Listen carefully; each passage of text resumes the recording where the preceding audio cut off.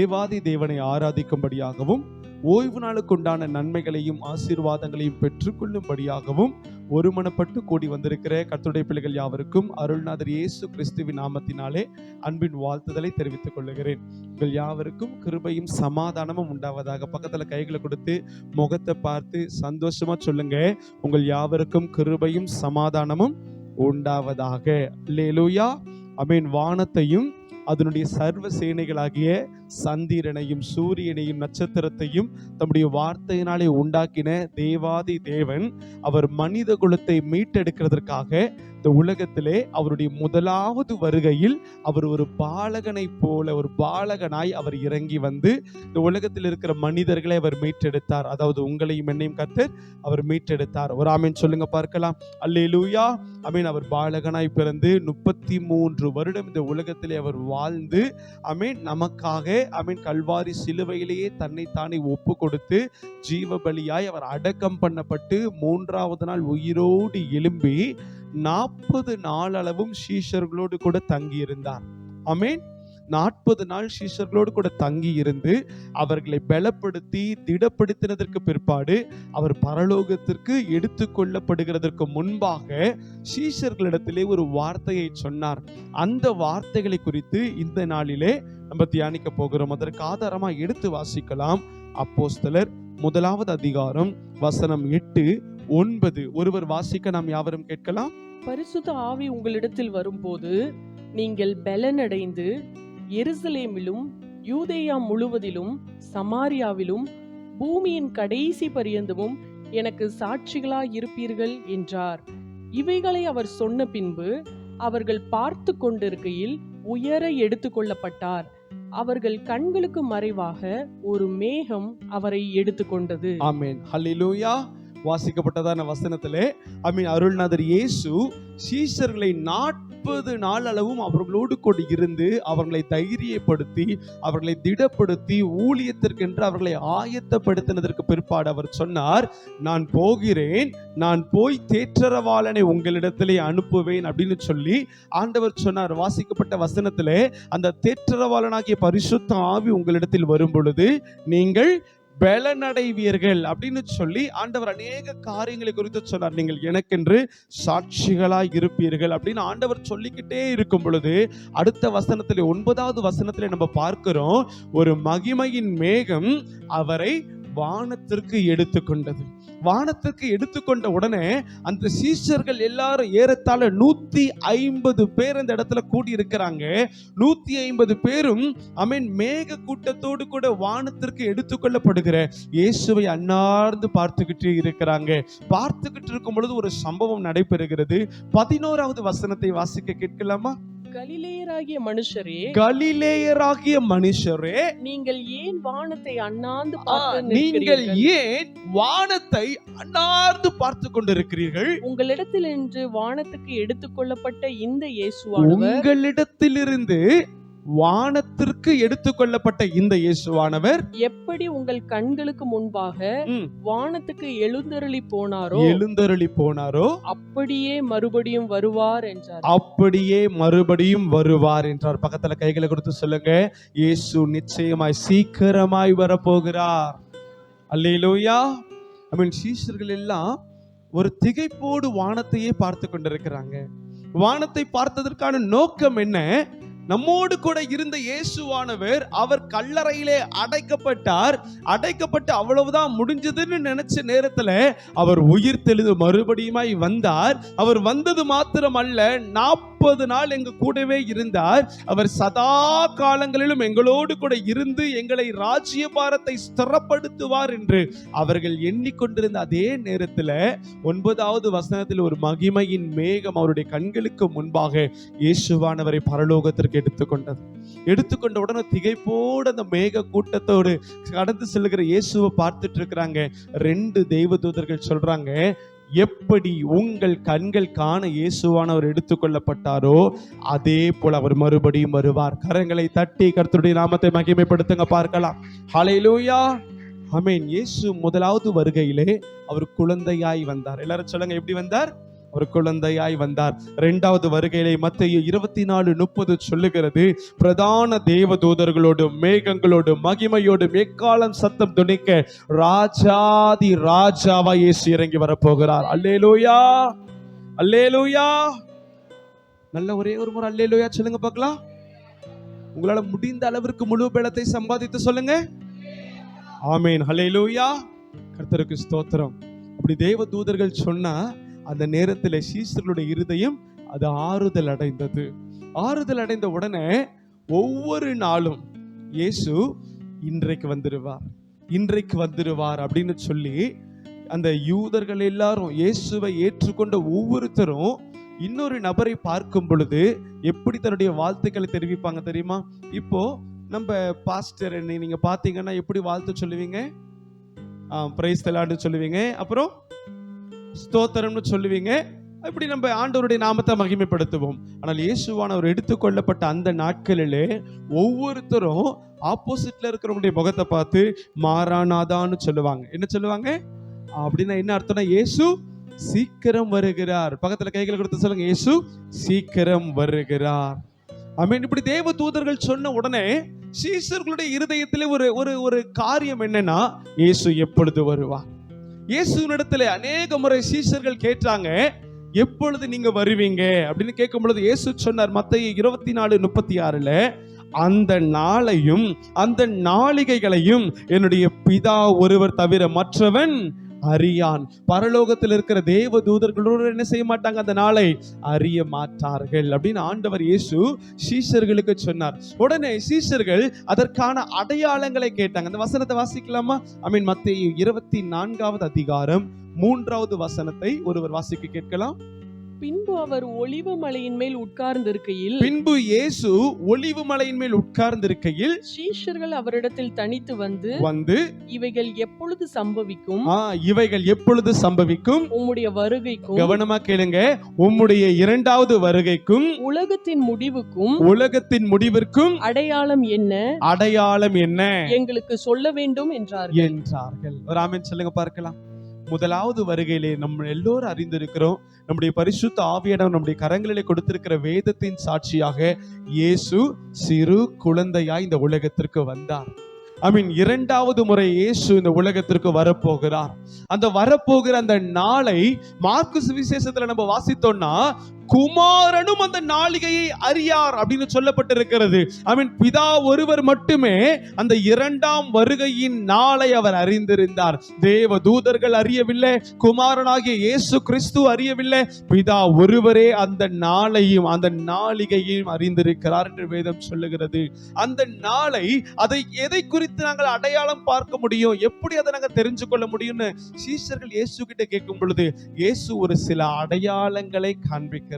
அல்லேலூயா, ஆமென். இப்போ நடக்கிற சம்பவமும் இயேசு சொன்ன அந்த அடையாளங்களும் ஏறத்தாழ 100% நம்முடைய வாழ்க்கையிலே நம்முடைய கண்கள் காண இந்த உலகத்திலே நடந்து கொண்டே இருக்கிறது. ஒரு ஆமென் சொல்லுங்க பார்க்கலாம். சீஷர்கள் கேட்டாங்க, உம்முடைய வருகைக்கும் உலகத்தின் முடிவிற்கும் என்ன அடையாளம், நாங்க எப்படி தெரிந்து கொள்கிறதுன்னு கேட்ட உடனே இயேசு சொன்னார், 5வது வசனத்தை வாசிக்க கேட்கலாமா? வசனம் 24:5.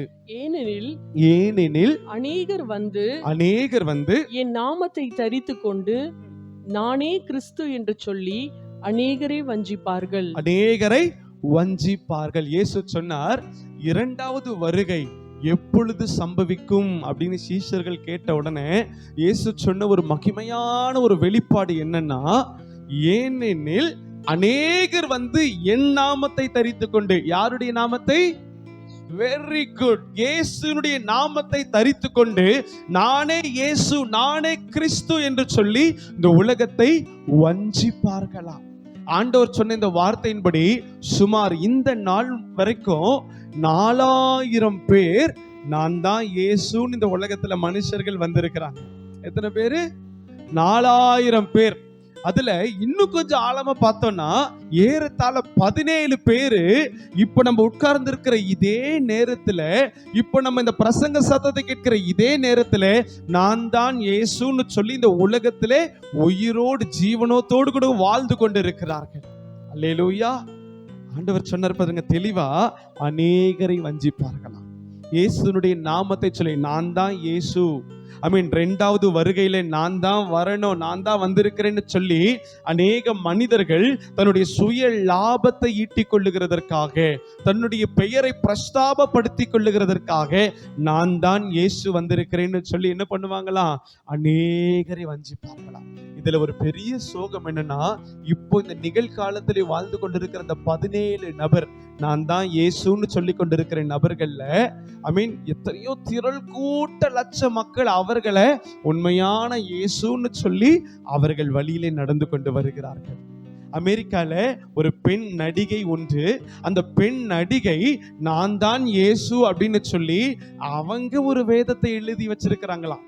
அந்த வேதத்திற்கு பெயர் நம்ம பைபிள்னு சொல்றோம்ல, அது பேபிள் அப்படின்னு சொல்லப்படுகிறது. சொல்லுங்க, பேபிள், BAYBLE அப்படிங்கிற ஒரு வார்த்தையின்படி அந்த ஒரு பெண் நான் தான் இயேசு, இந்த வேதத்தை வாசிங்கன்னு சொல்லி அந்த ஒரு ஸ்திரீ வேதத்தை எழுதி அவங்களுடைய சபையில லட்சம் ஆத்துமாக்கள் இருக்கிறாங்களாம்.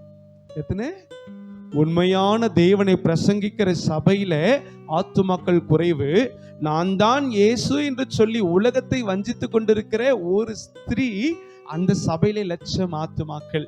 அந்த வேதத்துல குறிப்பிடப்பட்டிருக்கிற சத்தியங்களில ஒரு சில சத்தியங்களை நான் உங்களுக்கு சொல்லுகிறேன். அந்த ஸ்திரீ எழுதின வேதத்துல சொல்லப்படுகிறது, ஒரு மனிதன் 3 திருமணம் பண்ணினாலும் பாவம் இல்லையா. அல்லேலூயா. வசனம் சொல்லுது பாருங்க, நான் தான் கிறிஸ்து என்று சொல்லி அநேகரை வஞ்சிப்பார்கள்.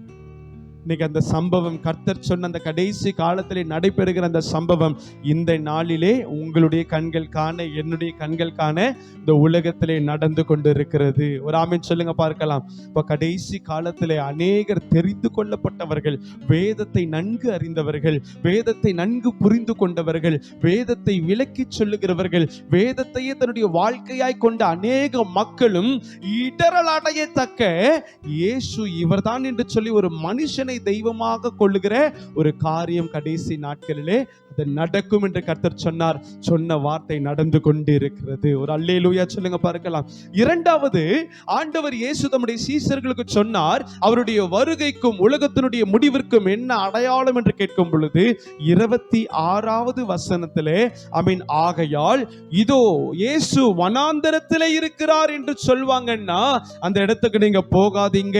இயேசு அறை வீட்டுக்குள்ள இருக்கிறார் என்று சொன்னால் அந்த சத்தத்திற்கு செவி கொடுக்காதீர்கள் என்று சொல்லி இயேசு தம்முடைய சீஷர்களுக்கு உபதேசம் கொடுத்தார். ஒரு ஆமென் சொல்லுங்க பார்க்கலாம். ஆமென். இன்னைக்கு நிறைய இடத்துல நம்மளுடைய இருதயத்தில் யோசித்து பாருங்க, இயேசு அந்த இடத்துல இருக்கிறாரா அப்படின்னு யாராவது ஒருத்தங்க சொன்னாங்கன்னா நம்மள என்ன பண்ணுவோம்? வேகமா ஓடி இயேசுனுடைய முகத்தை பார்க்கணும், வேகமா ஓடி என்னை நடத்துகிற இயேசுவினுடைய கரத்தை பார்க்கணும், என்னை அபிஷேகம் செய்கிற கர்த்தருடைய கரத்தை பார்க்கணும், வேகமா போகணுங்கிற ஒரு வாஞ்சை நம்முடைய இருதயத்தில் உண்டு. அந்த வாஞ்சையின்படியே பிசாசு என்ன பண்றான்? இயேசு அங்க இருக்கிறார், இங்க இருக்கிறார்னு சொல்லி நிறைய இடத்துல என்ன பண்ணி கொண்டிருக்கிறான்?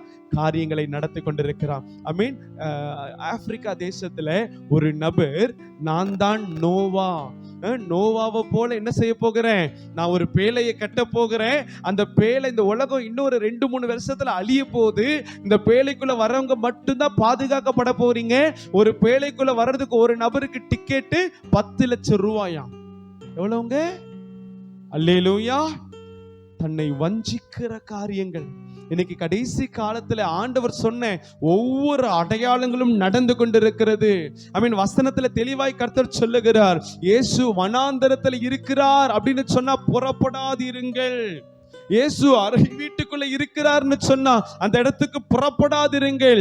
ஏன்னா இயேசு வனாந்தரத்திற்கு எதற்கு போனார்? தன்னுடைய ஊழியத்தை துவங்குறதற்காக, பரிசுத்த ஆவியானவரால் சோதிக்கப்படுகிறதற்காக. பிகினிங் ஆஃப் த மினிஸ்ட்ரி, ஆரம்பத்துல அந்த ஊழியத்தினுடைய ஆரம்பத்திற்கு ஆண்டவர் எங்க போனார்? வனாந்தரத்திற்கு போனார். இயேசு அறை வீட்டிற்குள்ள எதற்கு போனார்? சீஷர்கள் எல்லாரும் பயந்து நடுங்கி கொண்டிருக்கிற அந்த நேரத்துல பூட்டி கொண்டிருந்த அந்த வீட்டிற்குள்ளே இயேசு பிரவேசித்து உங்களுக்கு சமாதானம் என்று இயேசு சொன்னார். ஒரு ஆமென் சொல்லுங்க பார்க்கலாம். அப்போ அறை வீட்டுக்குள்ள போனதுக்கான நோக்கம், முடக்கப்பட்டிருந்த சீஷர்களுடைய ஊழியத்தை துவங்குறதற்கு தான் இயேசு போனார். அதானே முடக்கப்பட்டிருந்த சீசர்களுடைய ஊழியத்தை மறுபடியுமாய் துவங்க பண்ணுகிறதற்கு தான் இயேசு அறை வீட்டிற்குள்ள போனார். இயேசு வனாந்திரத்திற்கு போனதற்கான நோக்கம் அவர் பரிசுத்த ஆவியானவரால் சோதிக்கப்படுகிறதற்காக. அவருடைய ஊழியத்தினுடைய துவக்கத்திற்கு ஆண்டவர் எங்க போனார்? வனாந்திரத்திற்கு போனார். ஆனால் முடிவு நாட்களிலே, 2வது வருகையிலே இயேசு வனாந்திரத்தில் இருக்க மாட்டார், அறை வீட்டுக்குள்ள இருக்க மாட்டார்.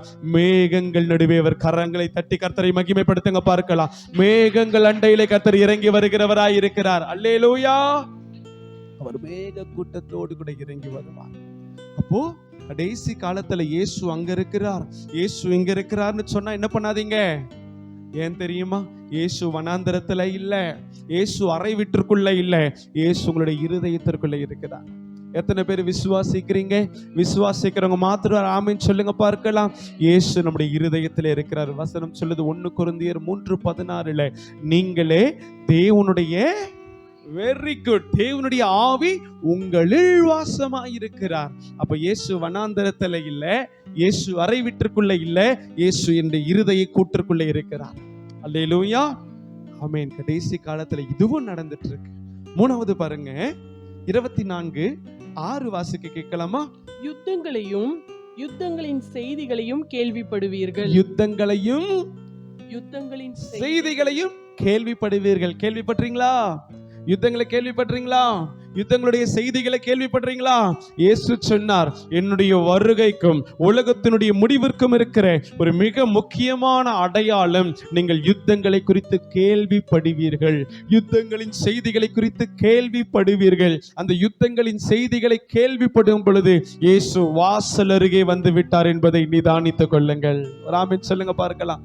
நம்மளாம் சின்ன பிள்ளைகளா இருக்கும் பொழுது எப்பனா ஒரு முறை யுத்தம் நடக்கும். எப்பனா ஒரு முறை இந்தியாவுக்கும் பாகிஸ்தானுக்கும் கார்கில் என்கிறதான ஒரு யுத்தம் நடந்துச்சு.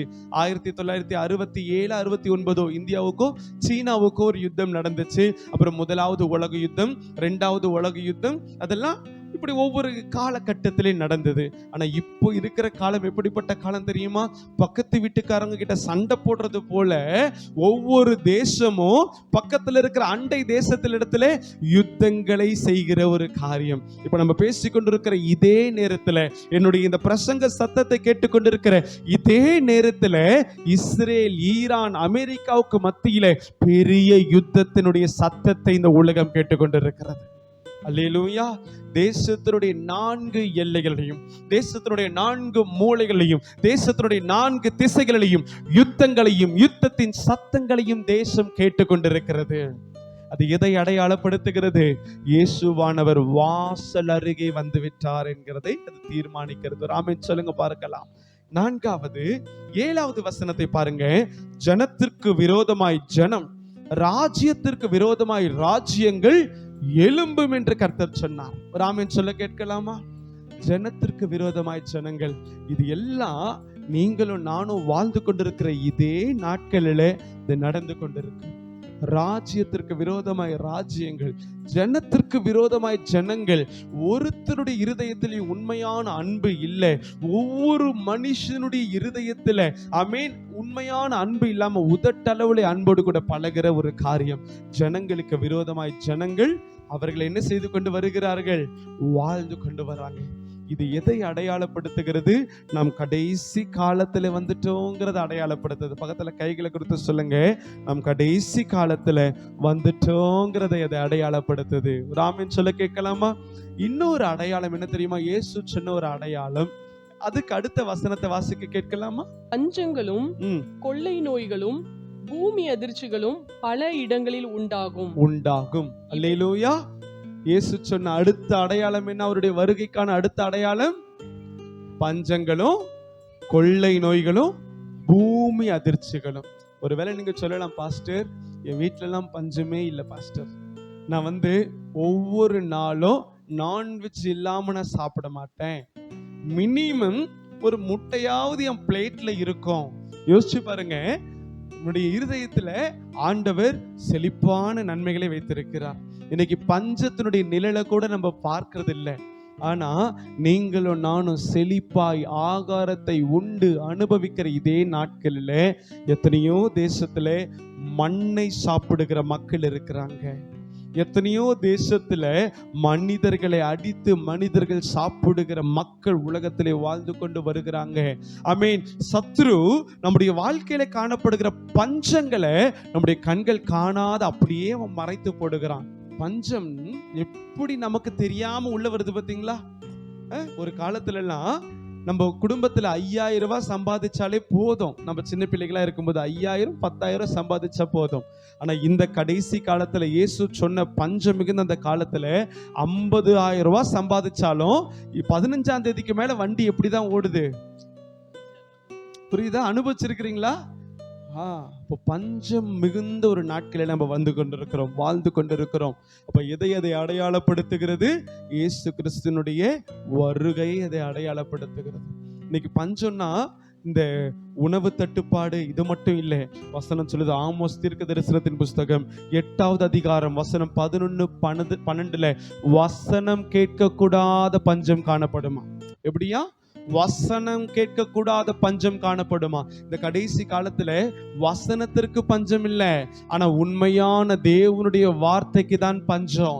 வசனத்திற்கு பஞ்சம் இல்ல, கர்த்தர் பேசுகிற வார்த்தைக்கு தான் பஞ்சம். ஆமென். பழைய ஏற்பாட்டிற்கும் புதிய ஏற்பாட்டிற்கும் மத்தியில 400 வருஷம் இருண்ட காலம் இருந்தது.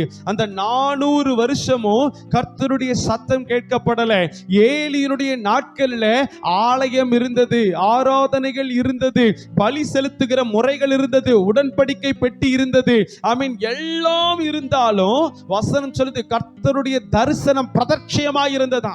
அப்போ ஆண்டவரை தரிசிக்கிற அந்த தரிசனம், கர்த்தருடைய வார்த்தையை கேட்கிற அந்த காதுகள் அந்த நாட்களிலே இல்லை. இன்னைக்கு கர்த்தர் சொன்னார், கடைசி காலத்துல இந்த உலகத்திலே பஞ்சம் வரும்.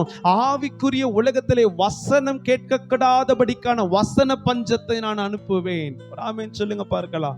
அப்போ ஆண்டவர் இயேசு சொன்ன ஒவ்வொரு காரியங்களும் அது நம்முடைய வாழ்க்கையிலே உங்களுடைய கண்களும் என்னுடைய கண்களும் காண அது இந்த உலகத்திலே நடந்து கொண்டே வருகிறது. ஆமென் சொல்லுங்க. இது எதை அடையாளப்படுத்துகிறது? பக்கத்துல கைகளை கொடுத்து சொல்லுங்க, இயேசுனுடைய வருகையை அடையாளப்படுத்துகிறது. ஹல்லேலூயா. இயேசு சொன்னார், இன்னும் ஒரு அடையாளத்தை இயேசு சொன்னார். எடுத்து வாசிக்கலாம். மத்தேயு 24:12 வசனத்தை ஒருவர் வாசிக்க நாம் யாவரும் கேட்கலாம். அக்கிரமம் மிகுதியாவதினால் அநேகருடைய அன்பு தணிந்து போகும். அநேகருடைய, பக்கத்துல கைகளை கொடுத்து சொல்லுங்க, அநேகருடைய அன்பு தணிந்து போகும். கடைசி காலத்துல ஒரு பெரிய அடையாளம் என்ன தெரியுமா? அநேகருடைய அன்பு தணிந்து போகும். கடந்த நாட்களிலே இந்த அதிகாலை ஜெபத்துல இந்த காரியங்களை குறித்து தியானித்து கொண்டு வந்தோம். ஆமென். ஆரம்ப நாட்களில், அதாவது ஒரு 10, 20, 30 வருஷத்திற்கு முன்பாக, ஐமீன், அதாவது போன ஜென்ரேஷன், அதுக்கு முந்தின ஜென்ரேஷன்லாம் ஒரு குடும்பத்துல கல்யாணம் ஆயிட்டுன்னா எப்படி வாழ்வாங்க தெரியுமா? ஒரு சின்ன 10க்கு 10 ரூம்ல குடும்பத்துல இருக்கிற எல்லாரும் ஒன்னா வாழுவாங்க. அந்த நேரத்திலையும் எப்படி இருந்தாங்களா மக்கள்லாம்? அன்போடு கூட வாழ்ந்து கொண்டு வந்தாங்க. ஆனா இந்த நாட்கள்ல யோசிச்சு பாருங்க, அன்பு தணிந்து போகும்னு இயேசு சொன்ன அந்த வார்த்தையின்படி இப்ப நம்ம குடும்பத்துல யாராவது ஒரு சொந்தக்காரங்க தூரத்துல இருந்து நம்முடைய ஊர்ல இருந்து வந்தாங்கன்னா அப்பா அம்மாவுக்கு ஒரு டவுட்டு, என்னைக்கு இவங்க ஊருக்கு போவாங்க? டைரக்டா கேட்க முடியாதுல்ல.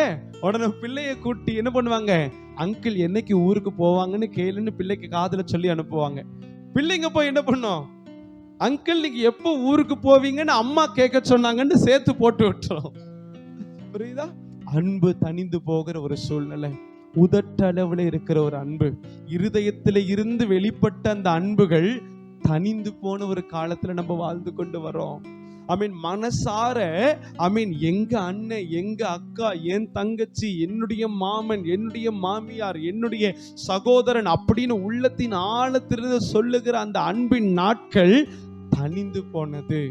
இப்போ நான் எனக்கு எனக்கு எனக்கு வீட்டுல சாப்பாடே இல்லைனாலும் ஒரு காலத்துல இதை நீ சாப்பிடுன்னு பகிர்ந்து கொடுக்கிற ஒரு அன்புள்ள ஒரு காலத்துல நம்ம வாழ்ந்தோம்னா, இப்போ சாப்பாடே இல்லைன்னாலும் நீ என்ன பண்ணு, உழைச்சி நீ சாப்பிடு, இது என்னுடைய சாப்பாடுன்னு குடும்பத்துல ரத்த பந்தங்கள் கூட சண்டை போடுகிற ஒரு காலத்துல தான் நம்ம வாழ்ந்து கொண்டு வருகிறோம். அன்பு தனிந்து போகிறதுனால தான் தேசத்துக்கு விரோதமாய் தேசங்கள் எழும்புகிறது, ஜனங்களுக்கு விரோதமாய் ஜனங்கள் எழும்புகிறது, ராஜ்யத்திற்கு விரோதமாய் ராஜ்யங்கள் எழும்புகிறது. இது எல்லாம் எதை அடையாளப்படுத்துகிறது? அன்பு தனிந்து போன ஒரு சூழ்நிலையே. அன்பு தனிந்து போன சூழ்நிலை எதை அடையாளப்படுத்துகிறது? இயேசுனுடைய வருகை மிக சமீபம் என்றதை அடையாளப்படுத்துகிறது. ஆமென் சொல்லுங்க பார்க்கலாம். கரங்களை தட்டி கர்த்தருக்கு நன்றி செலுத்துங்க பார்க்கலாம். ஹல்லேலூயா. இன்னைக்கு ஒரு நல்ல செய்தி என்னன்னா, இயேசுனுடைய வருகை ரொம்ப ரொம்ப ரொம்ப சமீபம். வசனம் சொல்லுது, அவர் வாசல் அருகே வந்து விட்டாரா. எங்க வந்துட்டார்? வாசல் அருகே வந்துட்டார். இன்னும் ரொம்ப நாள்லாம் இல்லை, மிஞ்சி மிஞ்சி போனா 10 வருஷத்திற்குள்ள இயேசு வருகிறதற்கான சாத்தியங்கள் இந்த உலகத்திலே நடந்து கொண்டிருக்கு. ஏன்னா ஆண்டவர் அவருடைய வருகைக்கான எல்லா அடையாளங்களையும் சொல்லி வச்சிருக்கிறார். எல்லா அடையாளங்களும் நீங்களும் நானும் வாழுகிற இதே நாட்கள்ல நடந்து கொண்டே இருக்கு. அநேக அடையாளங்கள் நடந்து முடிஞ்சிருச்சு. இன்னும் ஒரு சில அடையாளங்கள் இன்னும் கொஞ்ச நாட்களே நடக்க போகிறது. அல்லேலூயா. ஆண்டவருடைய வருகை ரொம்ப சமீபம். இந்த வருகையினுடைய நாட்கள்லயும் நம்ம உணராமல் இருக்கிறோம்னா, காலங்களை பகுத்தறியாமல் இருக்கிறோம்னா, அவர் வரும் பொழுது நம்ம கைவிடப்படுவோம்.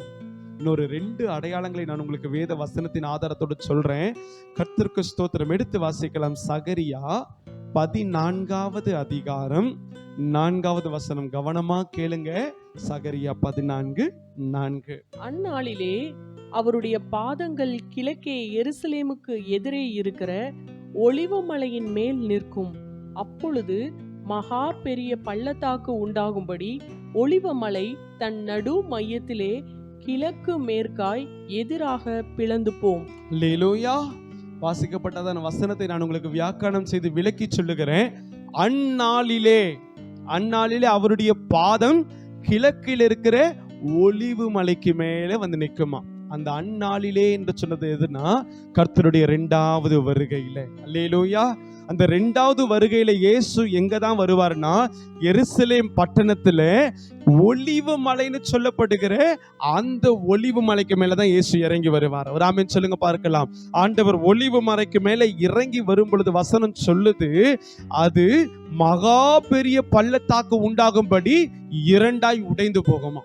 இந்த ஒலிவு மலை இயேசுனுடைய பாதம் பட்ட உடனே எப்படி ஆயிருமா? எல்லாரும் சொல்லுங்க. 2ஆய் உடைந்து போகும். இது இயேசுனுடைய 2வது வருகையினுடைய ஒரு அடையாளம். ஒலிவு மலை 2ஆ உடைஞ்சு போகுமா. நம்ம புனித ஸ்தலத்திற்கெல்லாம் போவோம். நம்ம ரட்சிக்கப்படுகிறதுக்கு முன்பாக அநேக விக்கிரக கோவில்களுக்கு புனித ஸ்தலத்திற்கு போயிருந்தோம். அப்படி போயிட்டு இருக்கும் போது ஒவ்வொரு புனித ஸ்தலத்துக்கு பக்கத்துல நிறைய லாட்ஜஸ் கட்டி வச்சிருப்பாங்க, நிறைய ரூம்ஸ் கட்டி வச்சிருப்பாங்க. அதே போல எருசலேம் அது புனித ஸ்தலமாய் உண்டு. யூதர்களுக்கும் கிறிஸ்துவர்களுக்கும் இஸ்லாமியர்களுக்கும் கூட அது புனித ஸ்தலமாய் இருக்கு. அப்படி இருக்கும் பட்சத்துல உலகத்துல இருக்கிற எல்லா யூதர்களும், எல்லா கிறிஸ்துவர்களும், எல்லா இஸ்லாமிய சகோதரர்களும் அந்த ஒலிவு மலைக்கு எருசலேமுக்கு போவாங்க. போகும் பொழுது அவர்கள் தங்கணும்னா ஒரு நல்ல ஹோட்டல்ஸ் எல்லாம் கட்டினா நல்ல வருமானம் கிடைக்கும் சொல்லிட்டு இந்த உலகத்துல ஒரு பெரிய ஹோட்டல் நிறுவனம், ஒரு 7 ஸ்டார் ஹோட்டல் நிறுவனம் எருசலேம்ல ஒலிவு மலைக்கு மேல ஒரு ஹோட்டலை நான் கட்டிட்டேன்னா எனக்கு நல்ல வருமானம் கிடைக்கும், ஒரு பெரிய ஹோட்டல் கட்டிடலாம் சொல்லிட்டு இஸ்ரேல் அரசாங்கத்தினிடத்துல பேசி அவங்க பர்மிஷனும் வாங்கிட்டாங்க. பர்மிஷன் வாங்குறதுக்கு முன்னாடி என்ன பண்ணுவாங்கன்னா, சாயில் டெஸ்ட், அதாவது அந்த மண்ணை பரிசோதிப்பாங்க. அந்த மண், அந்த மலை அது பெரிய கட்டிடம் கட்டுகிறதுக்கு தகுதி உள்ளதான்னு பரிசோதிப்பாங்க. அப்படி பரிசோதிக்கும் பொழுது சொல்லப்பட்ட காரியம் என்ன தெரியுமா? அந்த ஒலிவ மலை, அந்த ஹோட்டல் கட்டப்படவிருக்கிற அந்த ஒலிவு மலை மேல இருந்து கீழே வரைக்கும் அது அப்படியே விரிசல் விட்டு கொண்டே வருகிறதா. எப்படி இருக்குதா? விரிசல் விட்டு கொண்டே இருக்கிறதா. இன்னும் அந்த அவங்க சொல்றாங்க, இன்னும் ஒரு 10-15 வருஷத்துல அந்த மலை 2ஆய் பிளந்து அந்த மலை இருந்த இடமே தெரியாம போயிரும்னு அநேக பூமியை பரிசோதிக்கிற மக்கள் சொல்லுகிறார்கள். ஒரு ஆமென் சொல்லுங்க பார்க்கலாம். இந்த வாசிக்கப்பட்ட சகரியா 14:4 அந்நாளிலே இயேசுனுடைய பாதம் கிழக்கே எருசலேமுக்கு எதிரே இருக்கிற ஒலிவு மலையின் மேல் வந்து நிற்கும் பொழுது அந்த மலை கிழக்கும் மேற்குமாய் இரண்டாய் பிளந்து போகும். ஒரு ஆமென் சொல்லுங்க பார்க்கலாம். ஆண்டவர் சொன்ன அந்த வார்த்தையின்படி ஆண்டவருடைய இரண்டாவது வருகைக்காக மலை ஆயத்தமா இருக்கு. என்ன ஆயத்தமா இருக்கு? ஒலிவ மலை ஆயத்தமா இருக்கு. இன்னைக்கு இயேசுனுடைய வருகைக்கு சிஸ்டர், பிரதர், நீங்க ஆயத்தமா இருக்கிறீங்களா? இயேசுனுடைய வருகைக்கு, அவருடைய வருகையில நீங்கள் எடுத்துக்கொள்ளப்படும்படியாக நீங்கள் ஆயத்தமா இருக்கிறீங்களா? இன்னைக்கு அநேகர், இயேசு சொன்னார், கர்த்தாவே கர்த்தாவே உம்முடைய நாமத்தினாலே பிசாசுகளை துரத்தினோம் அல்லவா, கர்த்தாவே உம்முடைய நாமத்தினாலே தீர்க்க தரிசனம் உரைத்தோம் அல்லவா, கர்த்தாவே உம்முடைய நாமத்தினாலே அநேகரை சொஸ்தமாக்கினோம் அல்லவா, எங்களை ஏன் நீங்க எடுத்துக்கொள்ளல அப்படின்னு கேட்கும் பொழுது இயேசு சொன்னார், அக்கிரமம் செய்கிறக்காரர்களை என்னை விட்டு அகன்று போங்கள், உங்களை நான் அறியேன் அப்படின்னு இயேசு சொன்னார். யாரை பார்த்து சொன்னார்? இயேசுனுடைய வார்த்தையை சொன்னவர்களை. அப்ப என்ன அர்த்தம்? இயேசுனுடைய வார்த்தையை நம்ம சொன்னாலும் கர்த்தருடைய வருகைக்கு நீங்களும் நானும் ஆயத்தமா இருந்தா தான் நம்ம எடுத்துக்கொள்ளப்படுவோம். அல்லேலூயா. அல்ல சத்தமா அல்லேலூயா. இன்னைக்கு நம்ம எதுக்காக ஆயத்தமா இருக்கிறோம்? நல்ல 24 மணி நேரத்துல 10-15 மணி நேரம் நாள் முழுக்க உழைக்கிறதுக்கு நம்ம ஆயத்தமா இருக்கிறோம். வேற எதுக்காக ஆயத்தமா இருக்கிறோம்? நிலங்களை வாங்கி போடுகிறதற்காக ஆயத்தமா இருக்கிறோம், பணங்களை சம்பாதிக்கிறதுக்காக ஆயத்தமா இருக்கிறோம், வீடுகளை கட்டுகிறதற்காக ஆயத்தமா இருக்கிறோம், பொன்களை வாங்குகிறதற்காக பொருட்களை சம்பாதிக்கிறதுக்காக ஆயத்தத்தோடு கூட இருக்கிறோம். ஆனால் இந்த சத்தத்தை கேட்கிற இந்த அருமையான தேவ பிள்ளைகளே, இயேசு வருகிறார். அவருடைய வருகைக்கு ஒலிவ மலை ஆயத்தமா இருக்கு. அவருடைய வருகைக்கு நீங்கள் ஆயத்தமா இருக்கிறீங்களா? அல்லேலூயா. அவருடைய வருகைக்கு நீங்கள் ஆயத்தமா இருக்கிறீங்களா? இன்னைக்கு நிறைய பேர் கிறிஸ்துவை அறிந்திருக்கிறார்கள், ஆனா கர்த்தருடைய வருகையில கிறிஸ்துவோடு கூட எதிர்கொண்டு எடுத்துக்கொள்ளப்படுகிற கிறிஸ்துவர்கள் எத்தனை பேர் இருக்கிறாங்கன்னு பார்த்தா ரொம்ப சொற்பமான எண்ணிக்கையில தான் இருக்கிறாங்க. ஒரு ஆமென் சொல்லுங்க பார்க்கலாம். இன்னும் 10 வருஷத்திற்குள்ள இயேசு வருகிறதற்கான காரியங்கள் எல்லாம் நடக்குது சிஸ்டர். இன்னும் 10 இயர்ஸ்க்குள்ள இயேசு வந்துருவார். அந்த இயேசு வரும் பொழுது நான் எடுத்துக்கொள்ளப்படணும். எத்தனை பேர் சொல்ல முடியும்? அவர் வருகையிலே நான் எடுத்துக்கொள்ளப்படுவேன். ஒரு ஆமென் சொல்லுங்க பார்க்கலாம். இன்னும் ஒரே ஒரு சம்பவத்தை சொல்லிட்டு நான் ஜெபம் பண்ண போறேன்.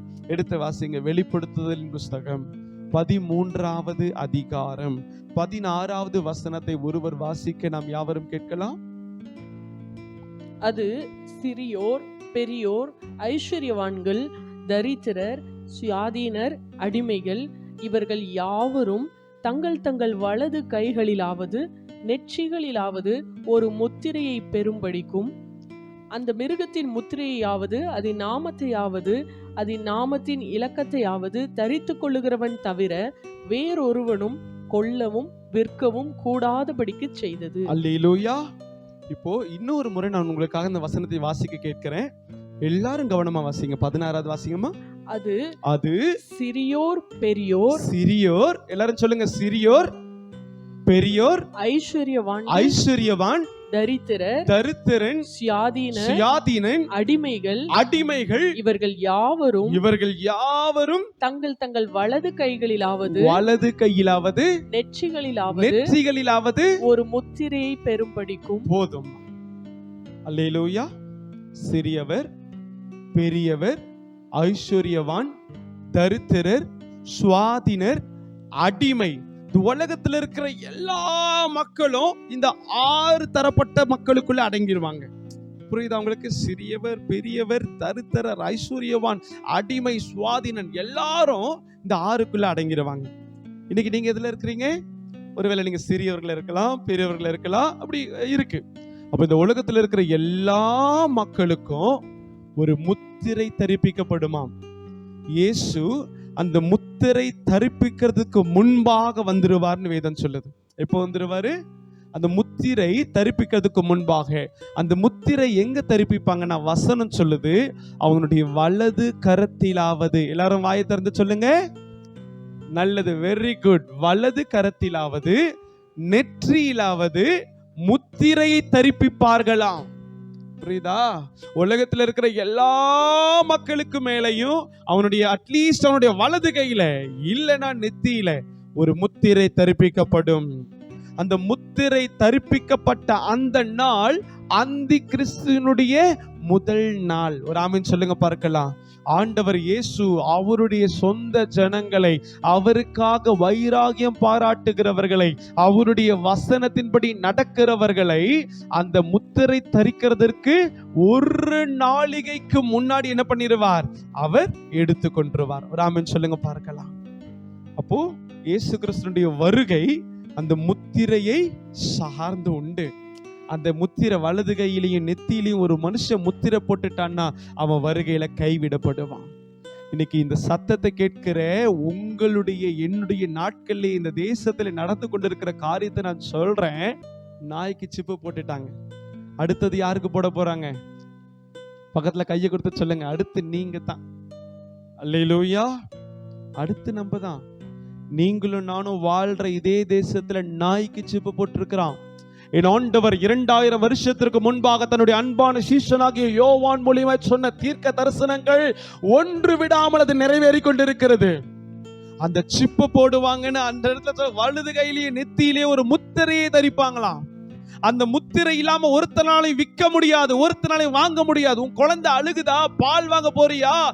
அந்தி கிறிஸ்துவினுடைய நாட்கள்ல போய் நிப்ப, உன்னை அந்த முழு மிஷின் ஸ்கேன் பண்ணும். சிப் இல்லையா உனக்கு பால் இல்ல, சிப் இல்லையா உன் குழந்தைக்கு சாப்பாடு இல்ல, சிப் இல்லையா உன்னுடைய வாழ்க்கையில எதையும் விற்க முடியாது, எதையும் வாங்க முடியாது. ஆனா சிப்பு போட்டாச்சுன்னா அந்தி கிறிஸ்துவினுடைய ஆளுகைக்குள்ள நீ போயிருவே. ஆண்டவருடைய வருகையில நம்ம கைவிடப்பட்டுருவோம்.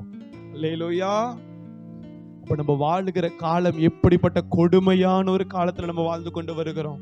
சிஸ்டர், தயவு செய்து உங்களுடைய ஊழியக்காரனாகிய நான் இயேசுவின் வார்த்தையை பிரசங்கிக்கிற நான் சொல்லுகிறத, ஆவியானவர் சொல்லுகிறதை சபை காதுள்ளவன் கேட்க கடவன் என்று சொன்ன வார்த்தையின்படி கேளுங்க. ரொம்ப சமீபத்துல வந்து நிக்கிறோம். ரொம்ப சமீபத்துல கர்த்தர் வந்துட்டார். வசனம் சொல்லுது, அவர் வீட்டினுடைய வாசல் அருகே வந்து நிற்கிறார். இன்னும் இயேசுனுடைய வருகைக்கு நான் ஆயத்தமாகாமல் இருந்தேன்னா, இன்னும் அவருடைய வருகைக்கு நான் ஆயத்தமாகாம இருந்தேன்னா கைவிடப்படுவோம். உலக பிரகாரமா ஒரு ட்ரெயினை பிடிக்கிறதுக்கு நம்ம எப்படி ஆயத்தமாகறோம்? நான் ட்ரெயினை விட்டுட்டு என்ன பண்ணிடுறோம்? ட்ரெயின் என்ன விட்டுட்டு போயிடும். ஒரு ட்ரெயினை பிடிக்கிறதுக்கு ரயில்வே ஸ்டேஷனுக்கு 1/2 மணி நேரம் 1 மணி நேரம் முன்னாடி போய் காத்து நிக்கிறோம். இன்னைக்கு ஒவ்வொரு மாசமும் நாங்க ஊழியத்துக்கு குறும்பூர் பட்டணத்துக்கு போகும் பொழுது மினிமம் 1 மணி நேரம் முன்னாடி ரயில்வே ஸ்டேஷன்ல போய் நாங்க நிக்கிறோம். ஒரு ஏர்போர்ட், டொமஸ்டிக் ஏர்போர்ட்ல நீங்க பிரயாணம் பண்ணுகிறதுக்கு, விமானத்துல பிரயாணம் பண்ணுகிறதுக்கு போறீங்க, ஆயத்தமாகி பாஸ்போர்ட்டை எடுத்து வைக்கிறீங்க, விசா எடுத்து வைக்கிறீங்க, லக்கேஜ் எடுத்து வைக்கிறீங்க, பணம் இருக்கான்னு பாக்குறீங்க, வீட்டை பூட்டிட்டீங்களா, கேஸ் ஆஃப் பண்ணிட்டீங்களா, பிரேக்கர் ஆஃப் பண்ணிட்டீங்களா, எல்லாத்தையும் செக் பண்ணிட்டு எல்லாமே நல்ல முறையில் இருக்குன்னு மன ரம்மியத்தோடு கூட கடந்து செல்லுகிறீங்க. எத்தனை மணி நேரத்துக்கு முன்னாடி ஆயத்தமா போகிறோம்? 2 மணி நேரத்துக்கு முன்னாடி ஆயத்தமா போகிறோம். இன்னைக்கு வேதம் சொல்லுகிறது, இயேசு வருகிறார், சீக்கிரமாய் வரப்போகிறவர். அவர் தாமதிக்கிறது எதற்காகனா, அவருடைய ஜனங்களாகிய நீங்களும் நானும் ஆயத்தமாக வேண்டும் என்கிறதற்காகத்தான் இயேசு தாமதம் பண்ணுகிறார்னு வேதம் சொல்லுகிறது. அப்போ வருகிறார் இன்னும் வரலையேன்னு எத்தனையோ பேர் பரியாசம் பண்ணக்கூடும். ஆண்டவருடைய தாமதம் ஒவ்வொன்றுக்கும் அர்த்தம் உண்டு. ஒரு ஆமென் சொல்லுங்க பார்க்கலாம். இன்னைக்கு இந்த பலிபீடத்திலிருந்து சொல்லுவேன், இயேசு வாழ்க்கையில ஒரு காரியத்தை தாமதப்படுத்துகிறார் என்றால் அந்த தாமதத்திற்கு ஒரு அர்த்தம் உண்டு. அந்த தாமதத்திற்கு ஒரு பெரிய அர்த்தத்தை கர்த்தர் வைத்திருக்கிறார். இன்னைக்கு 2வது வருகை மிக சமீபம். இயேசு ரொம்ப ரொம்ப ரொம்ப சீக்கிரத்தில் வருகிறார். அவர் சொன்ன அடையாளங்கள்ல 100க்கு 100 அப்படியே நடந்து கொண்டிருக்கு. அந்த அடையாளங்கள் நடக்கிற இதே நாட்கள்ல நம்ம உணர்வடையாமல் இருந்தோம்னா இது ரொம்ப கவலையான ஒரு சூழ்நிலையில நம்மளை கொண்டு போய் விட்டுறோம். அல்லேலூயா. இந்த காரியத்தை மட்டும் கற்பனை பண்ணி பாருங்க. நான் சொல்றேன், பாஸ்டர் இயேசு வரார்னு கத்தி இருக்கிறார். இயேசு வரார், சிஸ்டர் ஆயத்தமா இருமா, பிரதர் ஆயத்தமா இரு அப்படின்னு பாஸ்டர் நிறைய முறை சொல்லி இருக்கிறார். ஆனாலும் நான் நிர்விசாரணமா என் மனம் போன போக்குல நான் வாழ்ந்துகிட்டு இருக்கிறேன் அப்படின்னு ஒருத்தங்க இருக்கிறாங்கன்னா, திடீர்னு ஒரு நாள் இயேசு சொன்னபடியே அவர் வந்து ஆத்துமாக்களை எல்லாம் அழைச்சிட்டு போகும் பொழுது நம்ம மட்டும் கைவிடப்பட்டுட்டோம்னு வச்சுக்கோங்க. இந்த நம்பங்கிற வார்த்தையை நான் மாத்திக்கலாம். நான் மட்டும் கைவிடப்பட்டுட்டேன்னா அன்னைக்கு நம்ம ஐயோ அம்மா நான் கைவிடப்பட்டுட்டனே,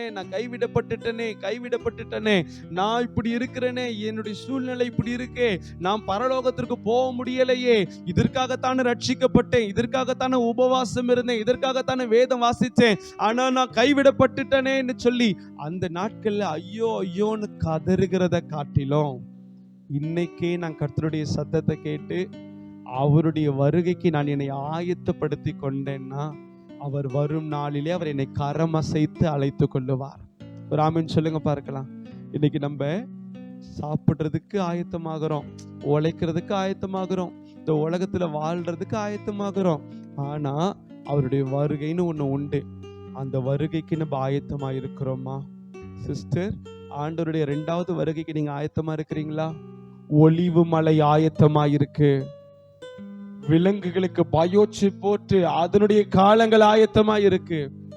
அடுத்து நமக்கு தான் அல்லேலூயா, நமக்கு அந்த சிப்பு போடுறதுக்கு முன்னாடி இயேசு வந்துடுவார்.